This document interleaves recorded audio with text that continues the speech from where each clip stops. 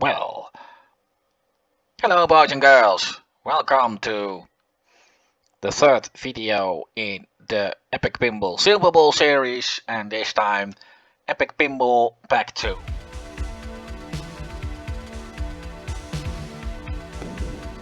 I explained it before with Epic Pinball. In the free version you could only play Android, you could still use other tables come to this screen, but well, if you would actually click play game then it would not work. And of course then you could buy the first pack in which these four were covered. Well, I did that in the last video, and in pack 2 you would get these four tables: Magic, Jungle, Pinball, Deep Sea and Enigma. And of course the top one is Magic. I hate that table. This is another table that is set up in a very classic style. I warn you, the music is terrible. And well, let's just play.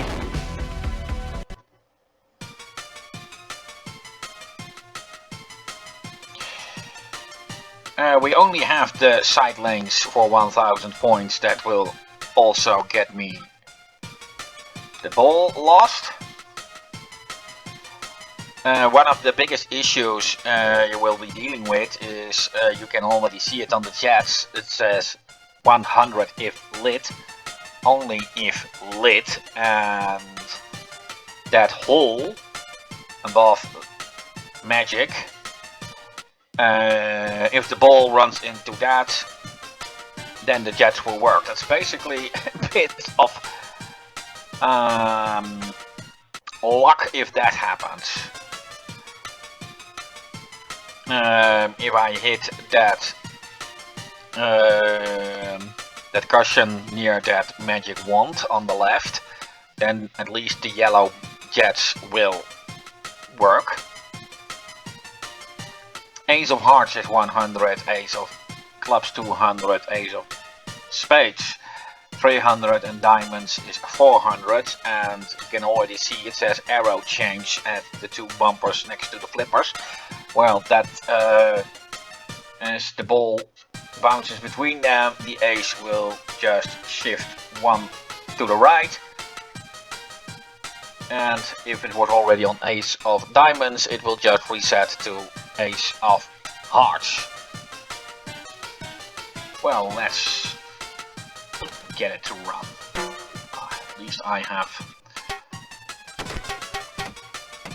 You cannot change the magic target above with your flippers. You can do that in more modern pinball tables, but this is really based on the very early days of pinball. And now I don't have the lock, so the jets are worthless. Yeah, the creators of Epic Pinball call the jets bumpers. That can sometimes cause a bit of confusion. At least they are on.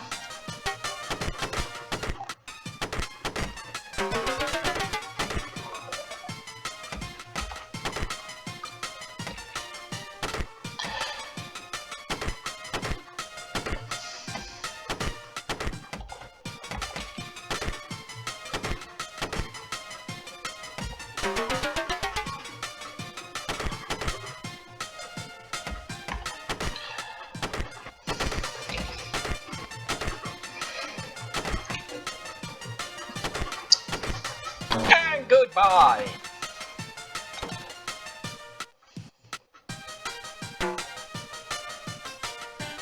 Of course, if you really like the very classic works from the very beginning of pinball, and I guess this is your table.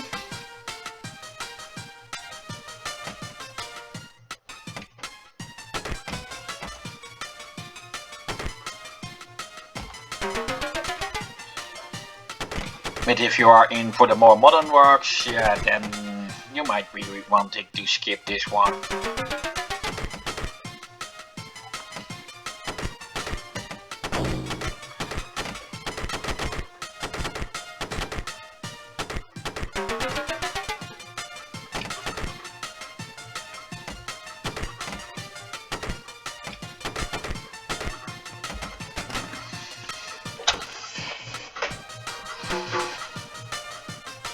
At least I have the red jets activated.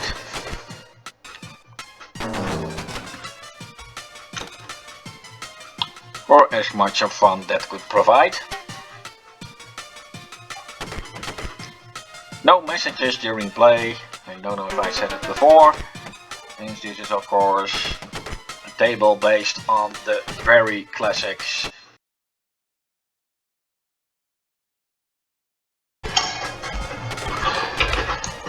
And it fucking happened again, but I didn't lose the ball. Oh yeah, I didn't lose it now anyway.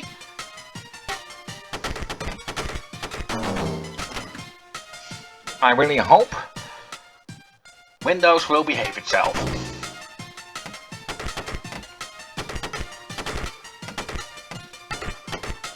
I mean, now it's just a crappy table I'm playing. I don't want this to happen in Jungle Pinball, where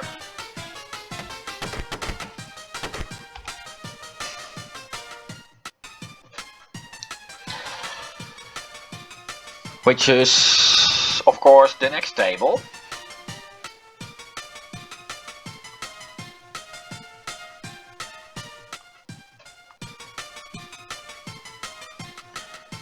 Well, I will just make a little cut in the recording and see what is happening in the background.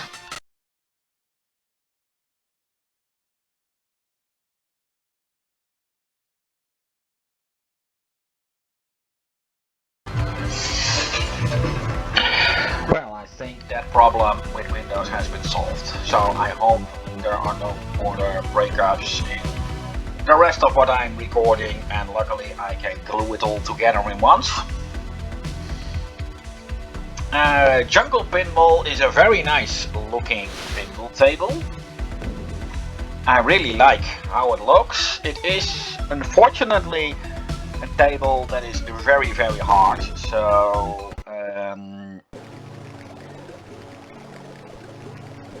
that can really be a bit frustrating, as this is really a table in which you have to work yourself up as things go. You can already see Jill of the Jungle, with Jill herself standing beside of that. Jill of the Jungle is one of the first games that Epic ever released, a platformer.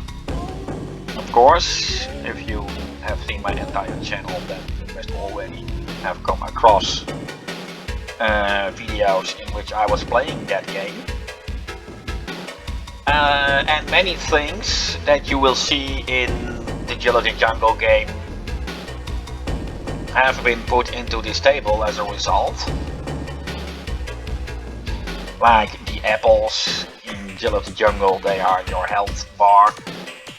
Beehive and jellyfish are common enemies in Jill of the Jungle, as well as the ant and the frog. Now the frog is of course also one of the transformation forms of Jill, the serpent path, the serpent of course also. And the two sinkholes above refer to the weapons Jill has at her disposal. Now the Jill targets above can help you to increase the bonus multiplier, and that is very easy in this game as the system is a bit bugged. You can really get it full quickly if you know how to exploit it. Where the building up is in is, and for that the two ramps are important, and don't get a fright as soon as I hit the ramps, as the entire screen will turn black and white, which was back with those palleted graphic modes back of the time, a very easy thing to do. You see those 1, 2, 3 in Roman numbers just beside the frog hole. If I hit all 3, then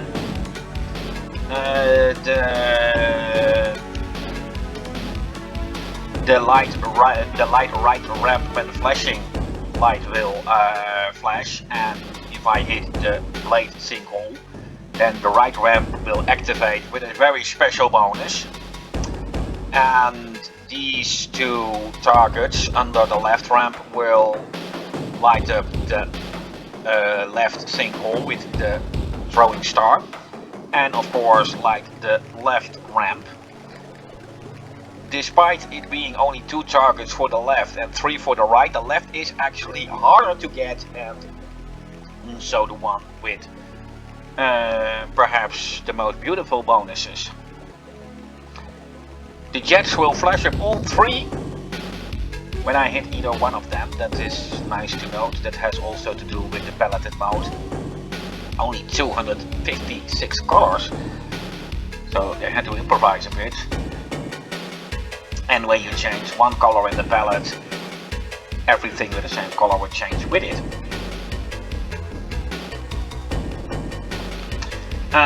Those blue gems at the right, if I hit them all, then an apple will drop. Well, no kickers, so, and that is actually quite a problem. Now the music is very cool. However, it's not nearly what the original Jealousy Jungle game had.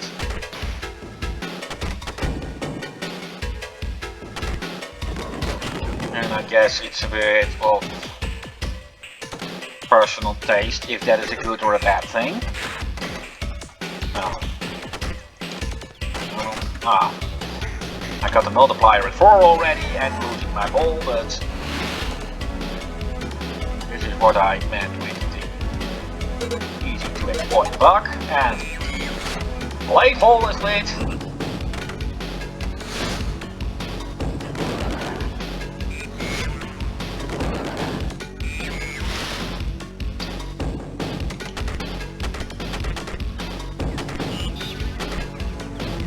Bounded multiplier as full 5.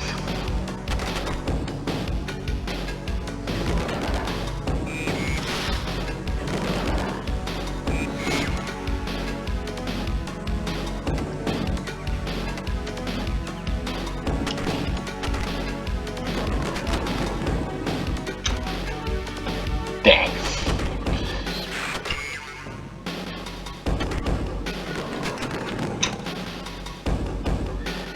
Yeah, this may require a bit of precision, but if I do this right, I will immediately hit that.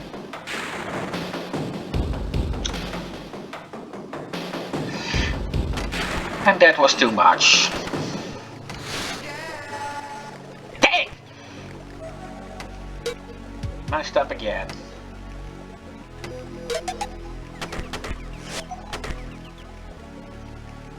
And now it will work. Light beehive, it's standing on parchment, or Dutchified English, forgive me about that. Well, if I hit the serpent lane now, then I can get a timer for the beehive.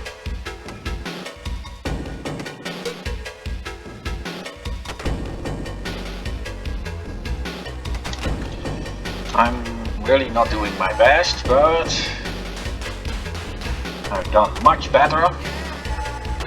Oh, I hit the throwing star lane, single, whatever. Ah!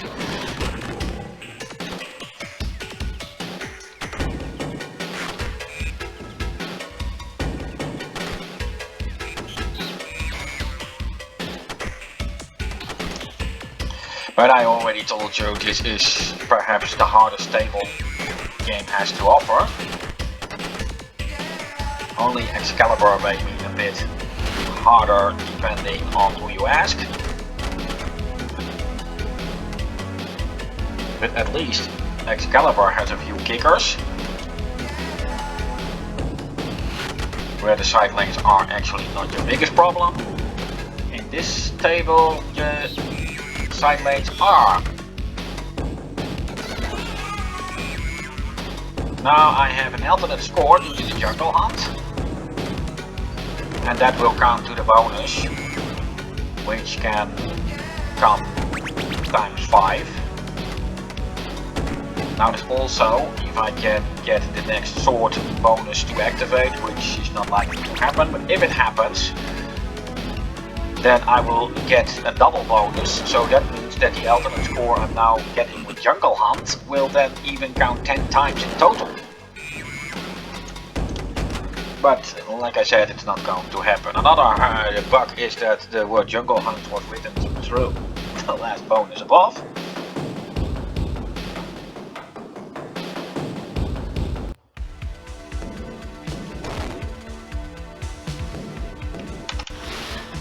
Deep Sea. Well, Deep Sea is the table I was talking about when I told you to look well at the design of Android in the video I showed last week. Of course, the theme is by being in the ocean. That is very clear, but we see that it's just the Android table with one ramp removed, the right one. Instead of that, the air pocket came in place, and of course they curved the left ramp a bit. But it is the large area in the middle. The eel nest is where the physical targets used to be, and the 2 jets above, and they added a third one this time. The rules are a bit different though. I need to get all the bonuses that you can see around the shark art in the middle. They will flash up at random, so you will never know when they come up. Whenever they flash, there is a timer running. If I can get the requirement that the timer gives in time. For example, when shark is flashing, then it says shark attack, hit the air pockets to escape. Well, when you hit the air pockets, the shark will leave, and then that bonus is in. And if I have them all, then I can get at random times a jackpot activated. The left ramp is of course still one of the most important ones. Getting a number of left ramps may get me a lot of bonuses, and when I hit the reef several times, then the left ramp will allow me to collect another bonus.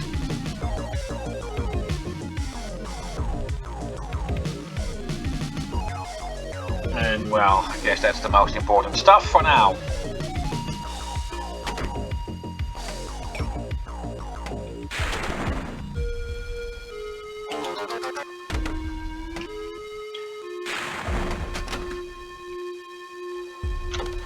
I hate that. Yeah, bumper value is of course the number of points I get every time I hit a jet. It increases with every jet I hit. That is of course particularly of much use on the earlier balls.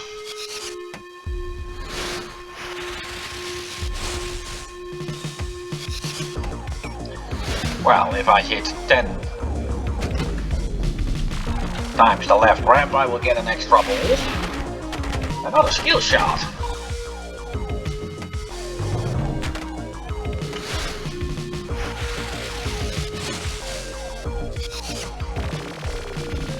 Now the left ramp is easiest to hit anyway, so that's...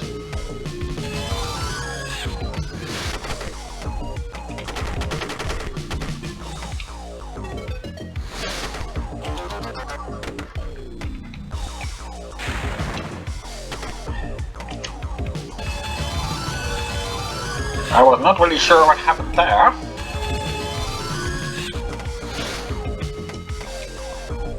Ah, power value times 4. Well, that sucks that my ball is not where it has to be for that.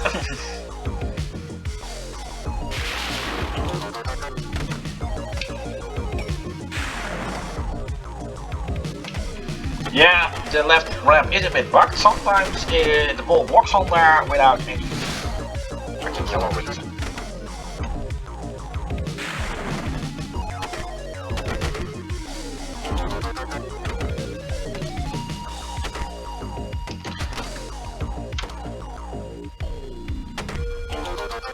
I really lost the days that I was really good in pinball.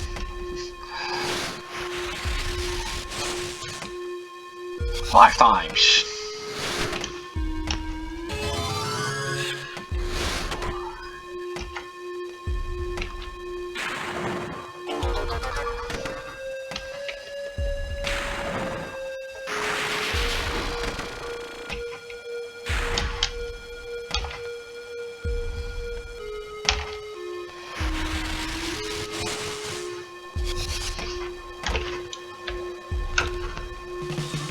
That was too fast for me to react on.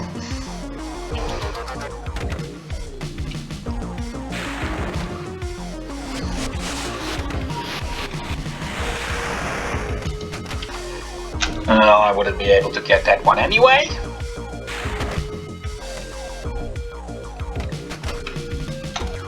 Scheiße!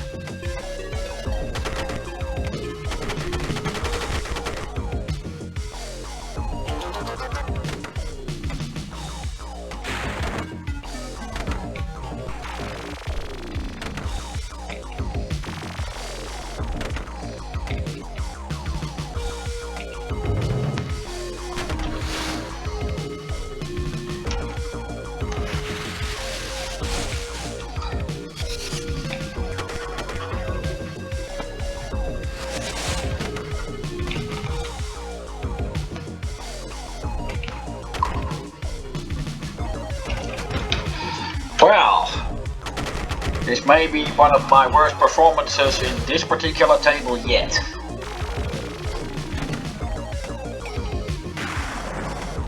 And then to think that in my glory days I did get all the extra time bonuses.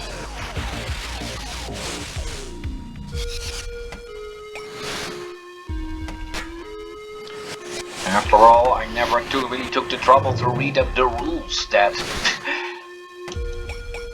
came with this game. You can even see the rules in-game.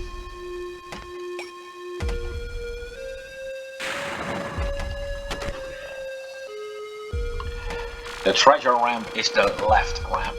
Ah, the shark attack, the first timed mode. Will I have it? Yes. Oh. At least. Saves a bit.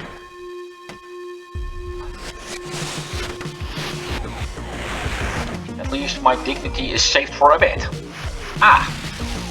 The extra diver. That was also a timed mode and now leads to multi-ball.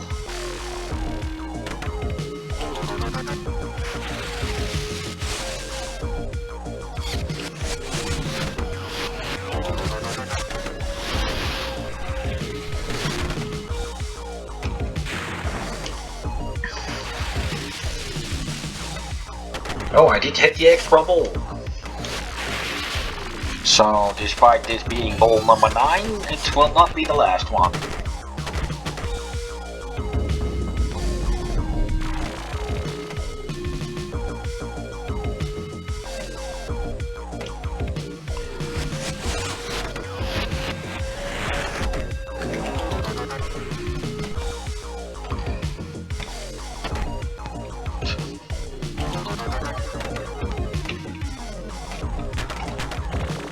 Not to worry about time issue missed for running out of time, as they will eventually light up again. Losing the ball will reset all timers that are currently running, except the ones you already could seal, like the shark and diver in my case. However, the lights will keep flashing, that is a bug. However, that fixes itself if the timer runs again, regardless if you make it or not.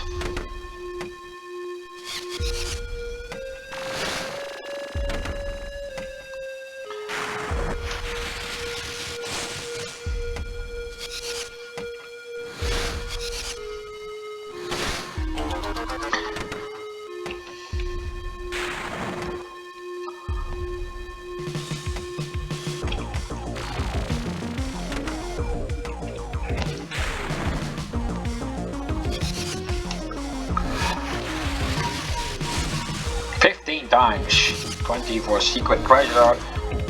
And if I can hit it to 30, I will get a one-time jackpot, and after that, treasure value ramp has no more significant value.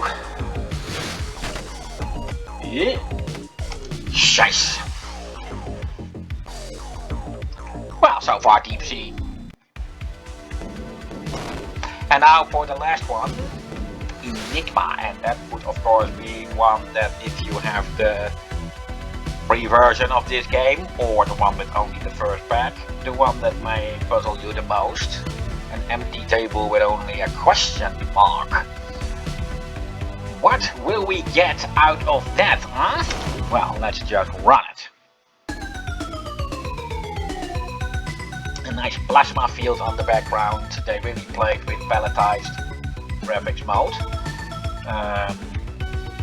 You will also see near the flippers here, level 1. There are 4 levels in total.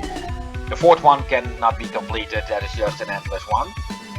Although the endless part could be seen as a kind of level 5. I don't think I will make it that far. In the first level I will have to hit those rubies. They will come up at fixed locations. The jets will appear and disappear at random. Only during the first level, by the way. Making the first level by far the most hard and annoying one. And of course, what will happen if I shoot the ball in any of those well, things above, which are just seen as ramps? Well, we will see once that happens.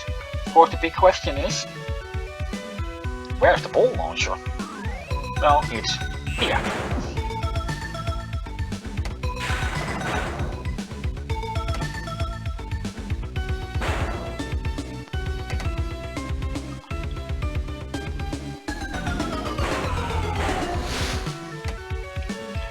Well, the first one is already the most terrible one to hit, so I'm actually glad that I hit it so soon.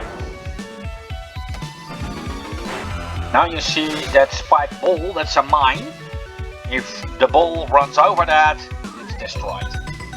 And yes, then the game will continue on ball 2. So I really must see that I can avoid that. If I hit the ruby though, the mine would disappear. However, that didn't happen. They did like to change the color of the ball with every number.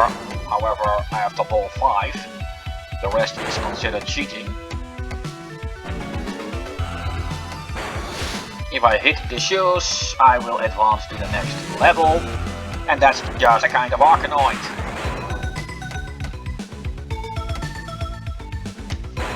Just hit all those breakaway blocks. Now the ball lock will not get me into multi-ball. You can just consider that as extra ball. If I lose the ball now, the ball will be unlocked, so it won't cost me a ball, and that will even happen if I run over a mine or a spiked pit.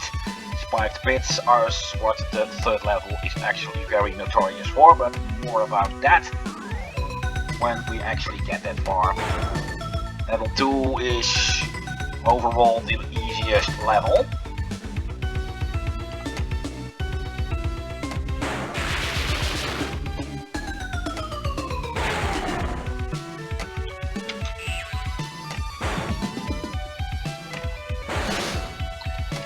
Hit me will just get me some points, and that gem up there will advance me to level 3.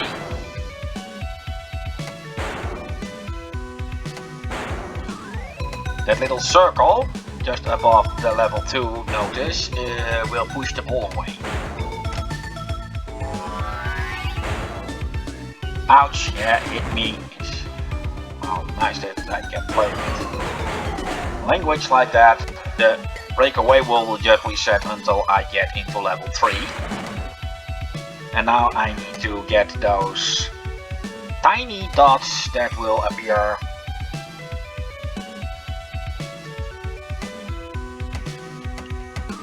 until I have hit a certain number, and then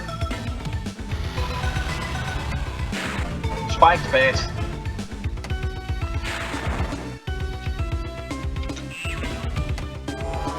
But at the same time I also missed one of the spike bits, so...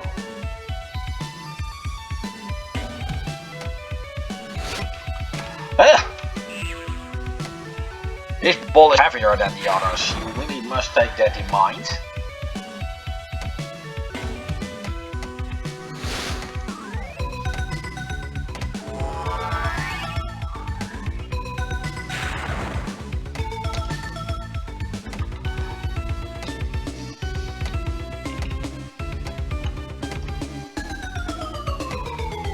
Well, yeah, it can sometimes happen that the spiked bit doesn't activate. This one is of course harder to see, and you may have seen the first level was brown, the second was purple, the fourth one will be greenish yellow. The ball will just color with it. Nice spring. And now I will just get the basic ball, try again because I didn't score any points. This is the hardest target to hit in level 3. At least 2 bonuses.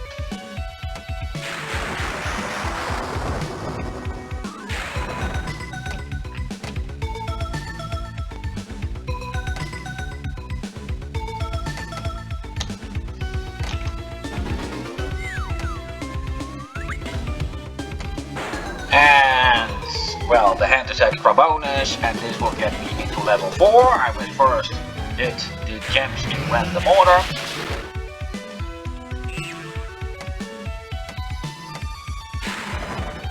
After that I must kill a teddy bear. Rather gruesome, yes.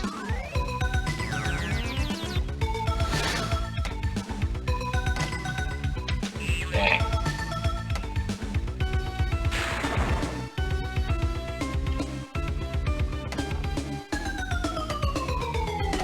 Ugh. And now I need to hit 4 of those pyramids or whatever they are. That's actually the easy part. But not if the shooting of the ball gives you a bit of bad luck. And after that I would have to hit 1 target and then a giant robot would appear with the message "The Enigma has come." And then you would basically get in an endless game of shooting the rubies like in level 1 only without the random jets. And that covers it all for Enigma. And also for this video I will be back next week with Epic Pinball Pack 3. And that really came as a separate game with 4 tables, Cyborg Girl, Pangaya, Space Journey and the Toy Factory. I will take my leave of you now, so goodbye, au revoir, auf Wiedersehen and tot ziens.